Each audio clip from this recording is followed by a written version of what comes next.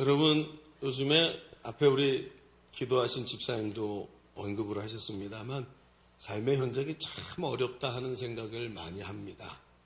요즘 어떤 분들은 그렇게 말해요. 목사님, IMF 때보다도 더 어렵다, 더 위기다라고 생각이 돼요 하면서 뭐라 그러냐면 지금이 최악이에요. 이렇게 말씀하시는 분의 이야기를 들었습니다. 참 안타깝죠. 지금 우리가 지금 경험하고 있는 지금 이 상황들은 단순히 전쟁 또는 어떤 상황들에 의해서 지금 정치적 어떤 문제 때문에 이런 것이 아니라 오히려 더 폭넓게 바라보면 마치 이 산업혁명이 일어나는 것처럼 지금 혁명이라는 시기를 우리가 경험하고 있는 것이라고 말을 합니다. 그러니까 세상이 확 뒤집히고 있다라는 거예요. 여러분 정말 그렇지 않습니까? 단순히 이게 전쟁이 일어나서 이렇게 된 정도일까요? 여러분 지금 어떤 사람들이 이렇게 말합니다. 앞으로 10년 안에 인류가 노동에서 자유롭게 될 것이다. 노동을 하지 않는다는 거예요. 그런데 성경은 하나님께서 우리에게 노동을 주셨거든요. 그런데 노동이라는 것이 없어진 사회가 어떻게 될까요? 여러분 앞으로 어떤 일이 벌어질지 알 수 없는 굉장히 강력한 변화들이 우리 눈앞에 지금 펼쳐지고 있는 거예요. 그래서 지금 일어나고 있는 것은 정치인 몇 명이 잘해서 어떤 정책을 펼쳐서 해결될 일이 아니라 우리가 지금 대격변의 시대 속으로 지금 들어가고 있다는 것을 의미하는 겁니다. 그래서 지금이 최악이다라는 말은 그럴 수밖에 없는 거예요. 그런데 여러분 생각해 보세요. 그러면 지금도 힘든데 이런 힘들고 어려운 삶이 끝이 없다는 얘기네. 그렇죠? 미래는 더욱 암담하게만 보이는 겁니다. 전 세계의 질서가 다시 짜지면서 사방에서 전쟁이 일어나고 경제가 곤두박질 치고 오늘은 편안한 것 같지만 내일을 보장할 수 없는 불안한 이런 상황들을 우리가 지금 맞이하고 있다는 거예요. 그런데 이 상황 속에서도 여러분 어떻습니까? 오늘 우리는 또 힘들고 어려운 몸을 이끌고 삶의 현장으로 달려나가야 되고 사역의 현장으로 달려나가야 되는 이런 걸 느끼는 거예요. 이런 위기의 시대에 어려운 삶의 현장을 살아가는 우리를 향한 하나님의 뜻은 무엇일까요? 그냥 믿음으로 버텨라 이러기를 하나님 원하실까요? 분명히 하나님은 역사의 주인이신데 이런 격변기를 살아가는 우리에게 하나님이 원하시는 게 뭘까요? 오늘 우리가 읽은 시편 18장은 굉장히 유명한 시편입니다. 그런데 이 시편이 누구냐면 다윗에 의해서 쓰여진 겁니다. 그런데 다윗을 통해서 우리의 마음을 너무나 잘 표현하고 있어요. 여러분 우리가 읽은 말씀은 아니지만 4절의 말씀을 볼까요? 이렇게 표현합니다. 사망의 줄이 나를 얽고 불의의 창수가 나를 두렵게 하였으며 스올의 줄이 나를 두르고 사망의 올무가 내게 이르렀도다. 내가 환난 중에 여호와께 아뢰며 나의 하나님께 부르짖었더니 그가 그의 성전에서 내 소리를 들으시며 그 앞에서 나의 부르짖음이 그의 귀에 들렸도다. 여러분 다윗이 지금 처하고 있는 상황이 어떻지요? 사망의 줄에 묶였어요. 그래서 꼼짝을 못합니다. 그런데 생각지도 못한 불의의 창수에 빨려 들어갔습니다. 물에 빨려 들어가서 거기서 막 물속에서 허우적거리고 있는 몸이 묶여가지고 말이죠. 이런 순간을 여러분 우리가 경험하고 있지 않습니까? 황급하고 어리둥절한 순간입니다. 심지어 위기로 인해서 목숨이 위태롭습니다. 그런데 다윗이 말해요. 그때 내가 하나님께 부르짖었더니 하나님이 들으셨고 결론적으로 그 어려움을 이기고 승리케 해주셨다는 것입니다. 하나님이 우리에게도 이런 승리를 주기를 원하시는 것입니다. 그런데 이 시편이 우리가 잘 아는 다윗의 시라는 것입니다. 그것도 하나님께서 원수들의 손에서 다윗을 건져주시고 다윗이 승리하게 만든 마지막 승리. 지금 이 이야기는 지금 역대하의 말씀에 나와 있는 똑같은 장면이 역대하에도 똑같이 기록되어 있는 말씀이 오늘 이 시편에도 똑같이 기록되어 있는데 노년의 다윗이 전쟁터에서 마지막 승리를 거두고 쓴 노래입니다. 그러니까 다윗의 인생 전체를 통틀어서 하나님께 쓴 노래라는 것이죠. 그런데 이 시가 우리에게 중요한 것은 너무나도 뚜렷하게 하나님께서 일하시는 이유 그리고 하나님 일하시는 과정 그 결론이 어떻게 됐는지를 다윗이 자신의 인생 격변의 인생을 살아오면서 전체를 통해서 우리에게 그 이야기를 하고 있는 게 이 시편 18편의 말씀이에요. 그러고 나니까 이 격변기를 살아가고 있는 우리에게 정말 격변의 시대를 살아간 다윗의 이야기는 굉장히 중요한 이야기가 된다는 것이죠. 오늘 다윗도 우리와 동일한 말할 수 없는 엄청난 위기 속에서 하나님의 도우심으로 승리한 줄로 믿습니다. 그러면 오늘 우리가 이 말씀을 통해서 격동과 두려움 속에 있는 우리의 마음에 하나님의 주시는 음성이 분명히 있을 것이라고 믿는 거죠. 하나님께서 어떻게 우리를 인도하시고 이 내일을 알 수 없는 격변의 시기에 우리를 승리케 하실지, 오늘도 이 어려워도 오늘도 이 하나님의 말씀을 붙잡고 다음 데에 있어서 달려갈 수 있는 승리한 성도들 되시기를 바랍니다. 자, 오늘 주보 3면을 펼쳐보시면 오늘 말씀을 제목을 최악이라 생각하는 순간에 라고 정해놓고 하나님께서 이 격변에 있던 다윗에게 무엇을 말씀하셨는지를 보면서 오늘 이 말씀을 우리에게 좀 같이 깊이 적용해가는 시간 되시기를 바랍니다. 자, 우리 첫 번째 이렇게 한번 써보시죠. 첫째, 하나님은 약속대로 지키시고 승리케 하시는 분입니다. 사실은 이 괄호를 약속대로에만 쳐야 되는데 좀 잘못 친 것 같습니다.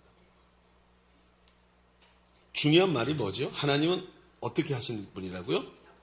지키시고 승리하시는 분인데 어떻게 해요? 약속하신 대로. 여기가 중요한 거예요. 오늘 우리가 읽은 본문인 이 18편은 이 시작이 이렇게 됩니다. 자, 시편 18편 1절을 읽어볼까요? 시작. 나의 힘이신 여호와여, 내가 주를 사랑. 오, 이거였구나. 이 시편이었네. 우리가 너무나 잘 아는 시편인데 길어요, 18편이. 굉장히 길어요. 근데 이렇게 시작을, 그래, 여기를 읽으니까 어디서 들어본 것 같아요. 맞아요. 여러분, 그리고 이 1절을 연결해서 하나님이 시인을 건지시는 하나님의 능력을 이 시인이 다윗이 얘기합니다. 어떤 능력으로 건지셨냐? 연기, 진동, 우레소리, 우박, 숯불 이런 것 같은 엄청난 능력으로 하나님이 다윗과 함께 하신 것을 말해요.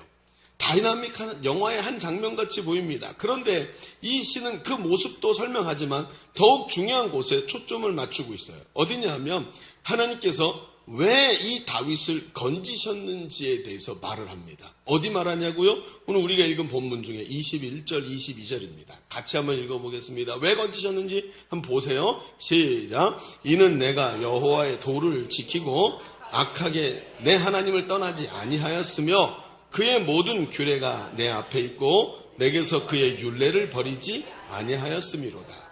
자, 시인은 그 이유가 자신이 여호와의 도를 지키고 하나님의 규례를 지키고 율법을 버리지 않았기 때문이라고 말합니다. 자, 그런데 우리는 이 이야기를 들으면서 자꾸 오해를 해요. 여러분, 율법이란 얘기를 나올 때 우리는 신약의 관점으로 율법에 대해서 얘기를 듣다 보니까 자꾸 어떠냐면 예수님께서 저 바리새인과 서기관들을 비판하시던 그 내용으로 율법을 자꾸 들여다봐요. 그런데 예수님 시대에 하나님의 마음을 잃어버린 율법이 아니라 지금 다윗 시대는 율법이 뭘 의미하는 것일까요? 그것은 여기서 오해하지 말아야 되는 겁니다. 그것은 내가 율법을 지켰기 때문에 하나님이 이렇게 해주셨어라는 율법주의적 얘기가 아닙니다. 이 말은 내가 하나님 백성이라는 정체성을 가지고 있어 라는 뜻입니다. 내가 하나님이 아브라함과 언약을 맺으신 하나님 백성이고 내가 아브라함 안에서 그 약속을 나도 받았어. 그래서 내가 하나님이 말씀하신 대로 하나님의 백성으로 하나님의 법을 지켰기 때문에 나는 하나님을 사랑하는 거고 나는 하나님을 사랑하기 때문에 존경하기 때문에 경외하기 때문에 나는 그 법을 지키고 살아가고 있어. 나는 하나님 백성이야. 이런 뜻입니다. 그래서 여러분 보십시오. 이 시편 18편이 계속해서 환난에 대해서 얘기하지만 시작되는 1절에 내가 주를 사랑합니다 라고 표현을 하고 있는 거예요. 그러다 보니까 이것은 그냥 율법을 지켰기 때문에 하나님이 나를 지켜주셨다라는 뜻이 아니라 하나님께서 하나님을 사랑하고 하나님을 경외하는 하나님 백성을 위해서 일하시고 지금도 역사하고 계신다고 말하는 것인 줄로 믿습니다. 그렇습니다. 하나님은 자기 백성을 위해서 일하시는 분이고 내가 하나님의 백성이라고 확신하고 있는 사람이 바로 그 하나님의 일하심을 체험하게 된다는 거예요. 여러분, 여호수아서에 보면 여호수아를 잘 아시죠? 모세의 후임으로 여호수아가 세워졌습니다. 그런데 여호수아가 이스라엘 지도자가 되자 두려워하고 있는 이 여호수아를 하나님이 찾아오셔서 용기를 주시면서 말씀하시죠. 뭐라 그럽니까? 너는 좌로나 우로나 치우치지 말고 여호와의 율법을 다 지켜 행하라. 여러분, 이게 무슨 뜻이지요? 율법적으로 하나하나 다 지켜라, 이런 뜻인가요? 물론 그 뜻도 있습니다만 중요한 것은 하나님을 경외하고 하나님을 사랑해서 하나님의 뜻을 행하는 하나님 백성으로 그 모습을 좌로나 우로나 치우치지 말고 붙잡아라, 이런 뜻이라는 거예요. 여러분, 바로 정체성을 말하는 것입니다. 정체성은 하나님 백성이라는 나의 확신입니다. 하나님은 언약을 맺으신 하나님 백성을 위해서 지금도 언약대로 약속하신 대로 우리를 위해 싸우시고 우리에게 승리를 주시는 것입니다. 그래서 우리가 어떤 어려움 속에서도 하나님 앞에서 믿음으로 서고 믿음을 지켜 좌로나 우로나 치우치지 않고 승리하기를 우리 하나님께서 원하고 계신다는 것입니다. 그렇습니다. 성도는 바로 하나님 백성이기 때문에 승리하는 것입니다. 하나님의 사랑을 믿고 예수 그리스도를 주로 영접했고 십자가의 은혜를 체험했습니다. 그래서 하나님 백성으로 누가 시키지 않아도 하나님의 뜻을 따라서 살아가는 것입니다. 그러면서 믿음으로 견고히 섭니다. 하나님 백성 삼아주신 그 십자가의 사랑을 믿음으로 구원받았고 그 믿음으로 그리스도의 소유가 되었고 그 믿음으로 예수님이 부활할 때 우리도 함께 부활하게 된 줄로 믿습니다. 이것을 우리가 믿고 승리한다는 것입니다. 여러분, 우리의 승리를 보십시오. 그것은 단순히 의무를 만족시키는 종교 생활의 승리가 아니라 하나님을 사랑하고 그리스도 안에서 믿음으로 하나님 백성 되었기 때문에 승리하신 예수님이 승리하실 때 함께 승리하는 거예요. 이게 우리의 승리입니다.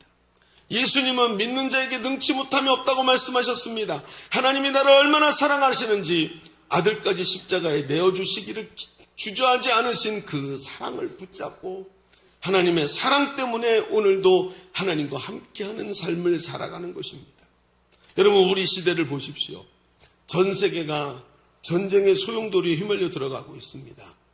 제가 보기에 또 저같이 문외한이 보기에도 쉬워 보이지 않습니다.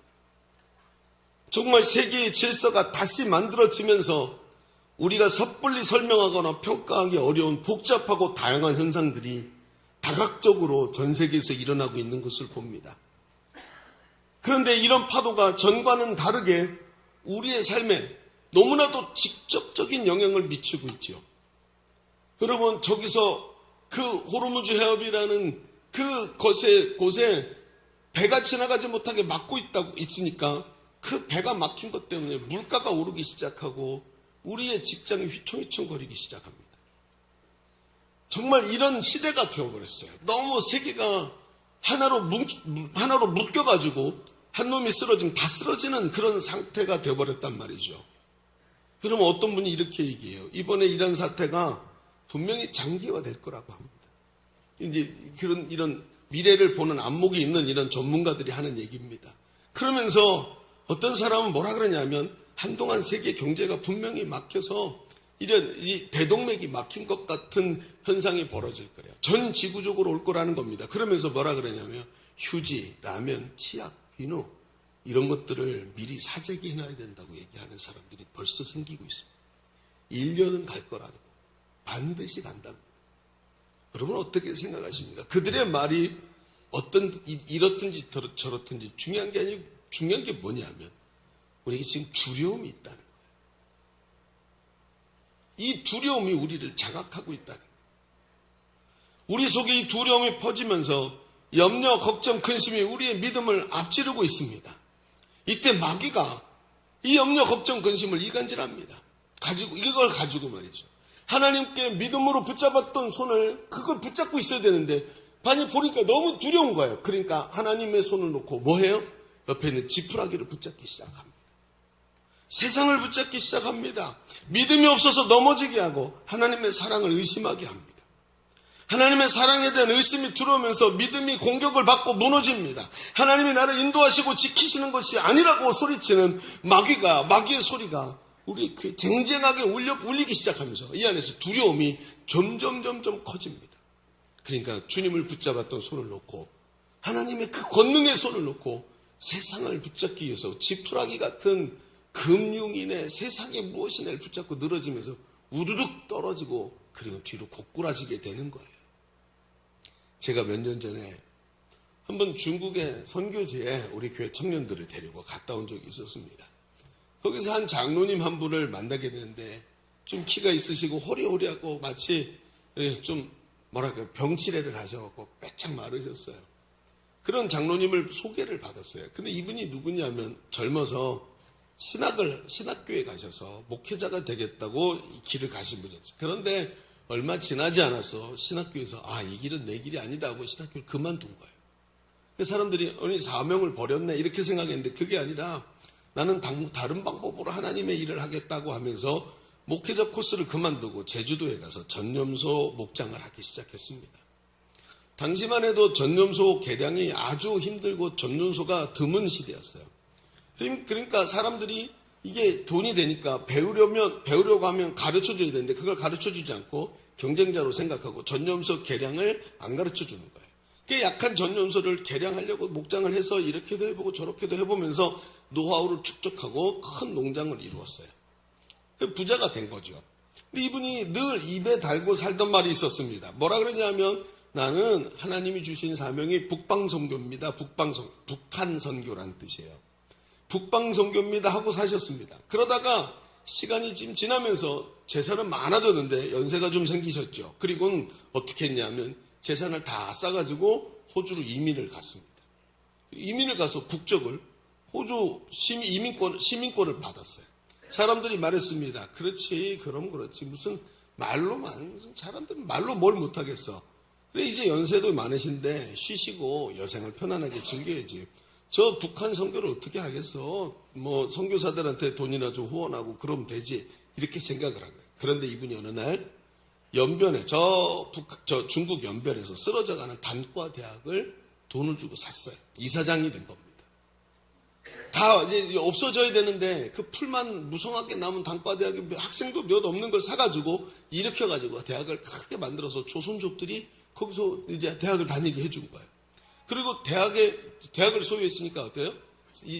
지주가 될 뿐만 아니라 이제는 거기서 영향력 있는 사람이 된 거예요. 사람들이 의아했습니다. 어쩐 일이지? 무슨 일인가? 이런 생각을 했죠. 그분은 지금까지 호주에서 가서 여생을 즐기기 위해서 쉰 것이 아니라 더 큰 전념소 농장을 했고 그것으로 얻은 큰 돈을 가지고 그냥 작은 돈이 아니죠. 큰 돈을 갖고 연변에 있는 쓰러져가는 학교를 사게 됐습니다. 그리고는 어떻게 했냐면 식량 문제로 어려움 당하는 북한에 전념소 보내기 운동을 하기 시작했습니다. 개량된 전념소는 병에 잘 걸리지 않고 아무 곳에서나 잘 번식하고 새끼가 금방 자랍니다. 그리고 전염소에 젖은 결핵으로 고생하는 북한 아이들에게 좋은 약과 보양식이 되었습니다. 그러니 북한에서 이걸 거절할 리가 없지요. 이 장로님은 전염소가 모이기 시작하면 직접 전염소를 몰고 북한으로 걸어 들어갔습니다. 언제 그게 돼요? 어떻게 그게 가능할까요? 여러분, 전염소는 염소만 보내면 안 됩니다. 가서 개량하고 목장을 키우는 방법을 가르쳐줘야 되기 때문에 기술자가 들어가야 되는 거예요. 어떻게 들어갔죠? 이분의 국적이 어디예요? 호주 사람. 큰 그림이 있었던 것입니다. 그리고 북한에 직접 들어가서 오랜 시간 머물면서 북한 사람들에게 전염소 농장을 운영하는 방법을 가르쳐줬습니다. 과연 그것만 가르쳐줬을까요? 자, 북한 사람들도 주변을 못 다니지만 이 양반은 여기저기다가 전염소 농장을 만들어 놓고 다 휘젓고 돌아다닐 수 있는 권한이 있었어요. 그러니 다니면서 지하교회 성도들을 만나고 그들을 격려해주고 성경을 전해주고 대단한 일을 하신 겁니다. 그러다가 한 번은 보이부에 걸려가지고 한 2달 정도 옥고를 치르면서 고문을 심하게 받아가지고 죽을 뻔한 적도 있었어요. 그리고 풀려나가지고 뭐 했는지 아십니까? 다시 전염소를 모으는 거예요. 왜? 북한이 또 필요로 하니까. 그리고 또 들어갑니다. 그러다가 이분이 어느 날 한번 위암 수술을 하시게 됐어요. 암이 걸렸다는 거죠. 자기를 돌보지 않았고. 그리고 위암 수술을 하는데 위암을 수술할 때 너무 이분이 몸이 약하니까 사람들이 저분이 이제 못 일어난다 하고 생각을 했는데 이게 하나님 살리셨어요. 일어났어요. 그리고는 그때 그분이 회복할 때 저를 만난 거예요. 그리고 저와 함께 백두산에 올라갔어요. 그럼 그분이 저한테 이렇게 말했습니다. 목사님, 저는 암 걸려서 수술할 때 사람들이 저 다 죽는다 그랬어요. 근데 저는 안 죽을 줄 알고 있었어요. 그래서 이 노인네가 용기만 있으시네 하고 생각을 했는데 그게 아니에요. 진짜로 알았다는 거예요. 저 어떻게 아셨냐고. 그랬더니 이렇게 말해요. 하나님이 저한테 하라고 시키신 일이 아직 안 끝났거든요. 해야 될 하나님이 명령하신 일이 아직 안 끝났기 때문에 저는 제가 죽지 않을 줄 알고 있었습니다. 이분의 이야기는 너무나도 담담했고 확신에 차 있었습니다. 저는 그 얘기를 듣고 젊은 목회자로 정말 많이 부끄러운 생각이 들었습니다. 왜요? 이분은 자기 생명에 자기가 오늘 살아가는 것의 근원이 하나님이고 하나님이 살라고 하면 사는 거고 죽으라고 하면 오늘도 미련 없이 떠나가는 겁니다. 이분의 이야기를 가만히 듣는데 생사의 귀로가 어디에 있냐면 하나님이 나에게 맡겨주신 일에 있다고 확신하고 있었던 거예요. 저는 그냥 여러분 제가 이렇게 몇 마디 말을 하지만 저는 그분 옆에서 그분의 눈빛과 삶의 태도와 그 목소리를 다 들으면서 이분이 얼마나 자신감에 차 있는지를 알 수 있었습니다. 여러분 오늘 시인의 말을 들어보십시오. 사망의 줄이 얽어매고 창수가 나를 두렵게 하고 수월의 줄이 두르고 사망의 올무가 내가 이를 때 내가 하나님 백성이고 하나님 내게 맡겨주신 일이 있다는 이 확신하는 증거, 이 믿음을 가지고 끝까지 하나님만 의지하며 하나님께 부르짖었더니 하나님께서 약속하신 대로 하나님만을 의뢰하는 다윗에게 하나님이 구원의 능력을 베푸신 줄로 믿습니다. 이겁니다. 여러분은 어떠십니까? 여러분의 삶의 동기가 어디 있습니까? 무엇이 여러분의 삶의 능력입니까? 다윗이 말합니다. 하나님이 오늘 나를 이 땅에 보내셨습니다. 그리고 하나님이 나에게 하실 일이 있어서 주신 이 사명 때문에 오늘도 나는 죽지 않고 살아갑니다. 하면서 하나님 백성으로서의 정체성 속에서 자신의 삶을 발견하는 거예요. 여러분 오늘 우리 자신을 돌아보십시오. 두려움과 염려가 아직도 당신을 붙잡고 있는 것은 아닙니까? 세상의 윽박지르는 소리를 듣고 두려워가지고 믿음이 흔들리고 다리가 후들후들 떨리고 있는 것은 아닐까요? 여러분 이번 일이 망가진다고 주식이 좀 떨어진다고 집값이 떨어진다고 하나님께서 천지의 주관자이시고 우주를 지금도 움직이고 계시는 하나님의 의지가 바뀌겠습니까? 아닙니다. 집값은 떨어져도 주식은 떨어져도 세상은 흔들리고 사업이 잘 안 될지라도 하나님의 의지는 바뀌지 않는 줄로 믿습니다. 이것 때문에 사는 거예요. 여러분 세상은 흔들리지 않은 적이 단 한 번도 없습니다. 역사책을 펼쳐놓고 보십시오. 세상은 종말스럽지 않았을 때가 단 하루도 없었습니다. 내일 끝나도 이상하지 않은 날이 매일 연결됐었습니다. 세상은 전쟁하지 않은 날이 하루도 없었습니다.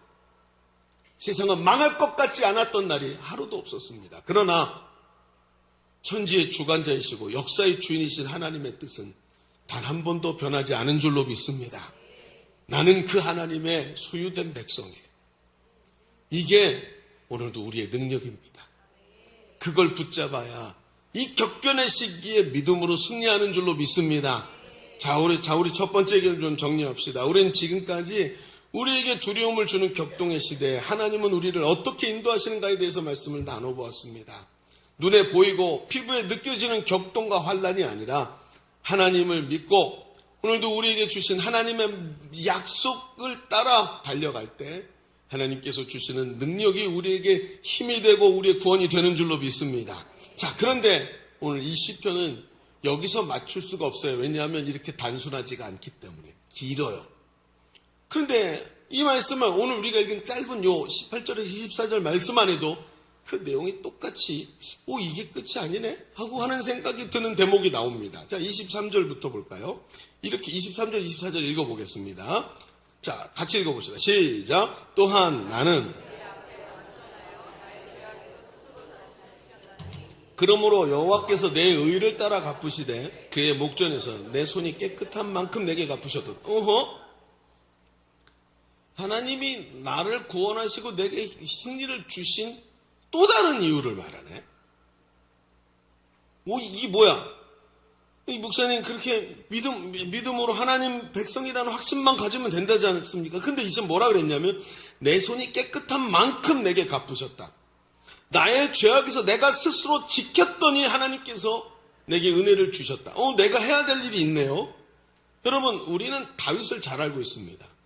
그는 하나님이 그냥 은혜만 베푸시는 분이 아니라는 것을 알고 있어요. 그는 자기가 범죄한 자리까지 내려가 보았습니다. 자기 부하의 아내를 빼앗기 위해서 부하를 교살해버리고 그 아내를 빼앗아본 이런 엄청난 죄의 자리까지 내려가 보았고, 죽음의 그늘진 자리에 가서 늘 사울에게 쫓겨서 동굴에 숨어가지고 발발발발 떨고, 심지어 죽을까봐, 어려움 당할까봐 미친 척하니라고 침을 수염에 질질 흘리면서 바보인 척한 적도 있었습니다. 얼마나 수치스러운 순간입니까? 그렇게 해서 그 자리에도 가보았습니다. 그래서 다윗이요, 중요한 게 뭐냐, 하나님이 어떻게 일하시는지를 다윗이 알아요. 자, 요 대목도 우리가 중요하게 봐야 돼요. 하나님께서 내 손이 깨끗한 만큼 내게 갚으셨다? 이 이야기를 이렇게 들으면 굉장히 우리에게 절망적인 얘기로 들려요. 왜냐하면 우리의 삶은 이렇게 깨끗하지 않거든요. 다윗을 보면 이 사람 믿음의 거장이거든요. 우리의 결론은 이렇게 하나님 앞에서 우리의 삶의 행위나 결론이 이렇게 좋지 않다는 걸 우리 스스로도 알고 있기 때문에 이 대목이 우리에게 쉽게 들리지가 않는 거예요. 그러면 얘기를 좀 해볼까요? 자, 두 번째 얘기해서 이 내용을 좀 깊이 보십시다. 자, 한 대목만, 한 10분 정도만 깊이 보면 설교 빨리 끝나고 예배도 오늘 빨리 끝나고 있습니다. 자, 두 번째 이렇게 한번 써보시죠.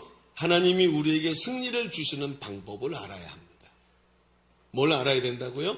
승리를 주시는 방법이 있어요. 하나님만의 방법이 있대요. 그 방법이 무엇인가? 자, 앞에서 말한 대로 이 시는 정말 잘 읽으면 잘 읽을수록 우리를 주눅들게 합니다. 왜냐하면 우리의 믿음이 다윗만큼 온전하지 못하기 때문에. 그런데 우리가 이 시를 조금만 뒤로 가서 우리가 안 읽은 부분이지만 그 뒷절을 살펴보면 더 보이는 게 하나 있어요. 27절부터 29절까지 한번 읽어볼까요? 자, 무슨 얘기하는지 들어봅시다. 시작. 주께서 곤고한 백성은 구원하시고 교만한 눈은 낮추시리이다. 주께서 나의 등불을 켜시며 여호와 내 하나님이 내 흑암을 밝히시리이다. 내가 주를 의뢰하고 적군을 향해 달리며 내 하나님을 의지하고 담을 뛰어넘나이다. 자, 무슨 내용이 이게 뭔데요? 자, 이게 중심 내용을 잘 봐야 됩니다. 분명히 하나님께서 믿음을 근거로 지키시고 인도하시고 그 약속을 붙잡는 믿음을 근거로 간다 그랬는데, 근데 그 믿음이 여기서 뭐라 그러냐면 하나님께서 지켜주시는 거예요. 뭐라고? 28절을 보십시오. 주께서 나의 등불을 켜시며. 그러니까 등불을 켜시는 이가 누구예요? 하나님이래요. 그 흑암도 밝혀보게 하시는 분도 하나님이래요. 여호와 내 하나님이 내 흑암을 밝히신대요. 그리고 29절로 넘어오면서 주를 의뢰하고 믿음으로 적군을 향해 달려가도록 용기 주시고 힘 주시는 분도 하나님이래요. 용기 없던 자가 하나님으로 인해 용기가 나오고, 믿음이 없던 자가 믿음이 생겨서 믿음으로 행하게 하는 것도 하나님이 하시는 일이래요. 자, 이 말이 왜 중요할까요? 여러분, 이 말이 왜 중요합니까? 이런 은혜를 주시고 하나님을 믿음으로 의지하게 하시고 문제를 해결하시는 것이 아니라 하나님께서 하시는 방법이 뭐냐면 29절에 내가 주를 의뢰하고 적군을 향해 달리며 내 하나님을 의지하고 담을 뛰어넘는 방식으로 승리를 주신대요. 이게 무슨 말인지 아시겠습니까? 하나님이 승리를 주시는 방법이 이거래요. 하나님은 우리가 생각한 대로 드라마틱한 승리를 그냥 확 우리에게 안겨주시는 것이 아니라 하나님 편에 서서 싸우면서 믿음을 지켜주시는 방식으로 승리를 주신대요. 수도꼭지를 틀면 물이 그냥 콸콸 나오듯이 믿음을 주시지 않고 오히려 우리를 믿음이 필요한 자리에 가게 만들어서 우리가 믿음을 요구하시는 믿음으로 서도록 만드셔서 승리를 주시는 방법을 쓰신대요. 거기서 내 믿음이 일어나지 않을 수 없도록 만드는 자리로 우리를 인도해서 우리가 믿음으로 승리하도록 우리를 인도하신대요. 여러분, 구원을 받을 때 복음을 듣고 일어나는 믿음은 선물이지만 우리가 그 믿음 가지고 오늘도 복음을 전하는 현장에서 그 복음을 전하면서 더 믿음이 강해지고 내가 경험한 하나님을 전하면 전할수록 내 안에 더 강력한 사람으로 변화되는 그 현장으로 하나님이 우리를 초청하시지 않습니까? 그래서 여러분, 어떤 사람의 믿음이 제일 강력하던가요? 전도하는 사람입니다. 전도하는 사람. 우리 예전에 이런 얘기들이 있었어요. 아침에 일어났는데 몸이 찌뿌둥하고 마음 모든 게 다 부정적으로 보이고 남편이 짜증나고, 워낙에 남편은 변함이 없어요. 미련 곰탱이라서 어제처럼 살아요, 남편은. 근데 갑자기 그 남편이 오늘 이상하게 짜증나게 보이고 그러잖아요. 그러면요, 교회로 나오세요. 그리고 전도지 100장을 들고 나가서 싹 전도하고 돌아와 보세요. 이런 얘기가 있었어요. 왜? 전도지를 딱 들고 나가서 막 하기 싫어 죽겠는데 앞에 있는 사람한테 예수 믿으세요 하고 딱 주잖아요. 근데 주고 딱 손을 들어왔는데 갑자기 이 속에서 샘이 퐁 하고 터져 나오는 걸 느끼는 거예요. 샘이 퐁 하고 올라와요. 그 다음에 목소리가 달라요. 예수 믿고 구원 받으세요 하고 또 확 달라진 내 목소리를 내가 경험합니다. 샘이 2개가 퐁 하고 올라오기 시작합니다. 그러면 전도지 100장 아니요 50장도 전하지 못해서 내 안에서 용기와 희망이 샘솟는 걸 보게 돼요. 희한하죠? 그래서 말입니다. 여러분, 제가 사역이 시작되면, 이제 봄사역 우리 시작했지 않습니까? 사역이 시작되면 제일 많이 듣는 얘기 중에 하나가 뭔지 아세요? 목사님, 행복모임에서 복음을 전하니까 살 것 같아요. 누가 하는 말이죠? 행복모임 인도자들이 하는 말이에요. 복음을 말하고 복음을 듣고 그런 현장에 서 있는 자체가 너무 좋은 거예요. 그런데 여러분 어때요? 그런데 내가 오늘 전도에서 그렇게 애써서 데리고 놓은 한 사람이 오늘 내가 전하는 복음을 듣고 눈이 동그래갖고 듣고 예수님을 영접하고 눈물을 흘리고 삶의 변화를 체험할 때 이 사람의 삶이 얼마나 강력해지는 줄 아십니까? 누가 전한 사람이요. 그러면 심지어 말입니다. 걸음걸이가 달라집니다.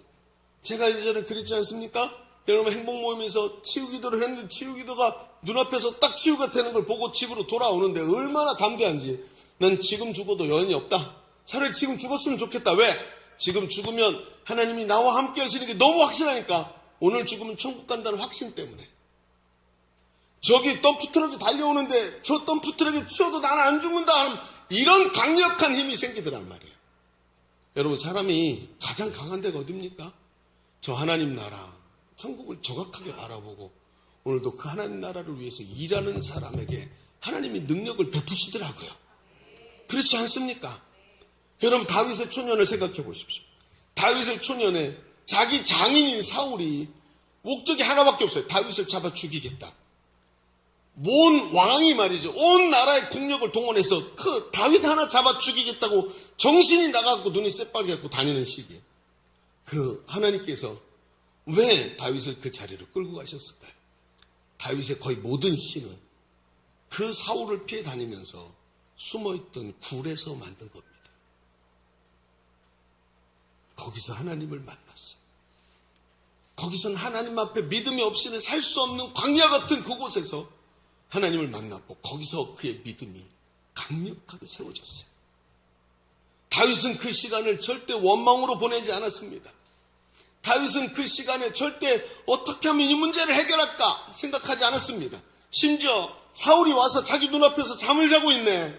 옆에 사울의 창이 꼽혀져 있습니다. 그 창을 들어서 여러분 얼마나 친절한지 자기를 죽이려는 사울이 누워있고 나도 왕으로 기름 부음 받았고 옆에 창이 있습니다. 증인이 있어요. 왕이여 다윗이여 이거 하나님이 주신 기회입니다. 저 창을 들어서 심장 한 번만 딱 내려 꽂으면 끝입니다. 모든 게 다 끝납니다. 맞아요. 모든 명분도 나한테 있어요. 나도 사무엘이 기름 부어서 왕으로 세웠거든요. 누가 이걸 아니라고 말하겠습니까? 그런데 다윗은 하나님의 방법이 아니라는 것을 알았어. 이게 하나님의 방법이 아니다. 나를 강하게 하시고 힘있게 하시고 하나님의 뜻을 분명히 보게 하셔서 여기서 하나님께서 나를 강하게 세우실 것이라는 걸 다윗은 정확하게 알고 있었습니다. 그러니까 어때요? 쓰러지고 못난 자신에게 집중해서 좌절해서 머물러 있지 않고 오히려 더 강력한 연단의 현장, 사역의 현장으로 초대하시는 하나님의 방법을 나도 받아들이고 그 길로 함께 가는 내 속에서 능력으로 역사하시는 이의 역사를 따라 나도 힘을 다하여 수고하노라. 여러분 오늘도 하나님은 우리를 편한 자리에서 그저 수도꼭지 틀면 물이 콸콸콸콸 나오도록 하시지 않습니다. 그래서 사람이 하나님 앞에서 승리할 수가 없기 때문에 오늘도 하나님은 이런 방식으로 일하셔서 승리를 주신다는 것을 빨리 알아들어야 되는데, 그리고 빨리 순종을 해야 되는데 이상하지요. 말씀을 들을수록 머리에는 아는데 몸은 순종을 안 하는 나 자신을 자꾸 보게 됩니다. 그러니 어때요? 머리로는 알아요. 하나님이 믿음으로 나가는 자에게 힘 주신다는 거 아는데 내 손은 자꾸 지푸라기를 붙잡고 잡아당기고 있는 모습을 보게 되는 것입니다. 여러분, 오늘 참 중요합니다. 봄사역이 시작되었습니다. 우리의 삶의 무게가 굉장히 큽니다. 목사님은 계속해서 갑치하자고 말하면서 이야기하시지만 쉽게 도전이 안 되고 용기가 안 납니다. 왜 그럴까요? 자기 자신에게 집중해서 믿음을 잃고 승리를 주시는 하나님의 방법을 자꾸 거절하고 점점 깊은 수렁으로 빠져들어가고 있기 때문에 그런 겁니다. 인간적으로 생각하면 얼마나 힘든지 몰라요. 제가 지난 금요일날 이제 리더반을 딱 마쳤는데, 리더반이 이제 방석을 깔고 앉아서 하니까 끝나고 나면 다들 다리를 펴면서 이렇게 얘기를 해요. 다 똑같이. 근데 다 똑같이 다리를 펴고 막 앉는데 옆에 보니까 우리 집사님들이 작업복을 갈아입지도 못하고 왔어.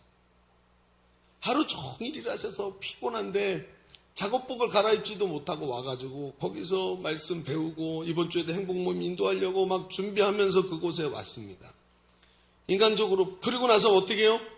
바로 연결되는 철야 기도에 같이 들어가서 기도해야 되는데, 리더반을 끝나고 제 집사님들 그걸 바라보면서 여기까지 말이 올라왔어요. 여기까지 뭐라고?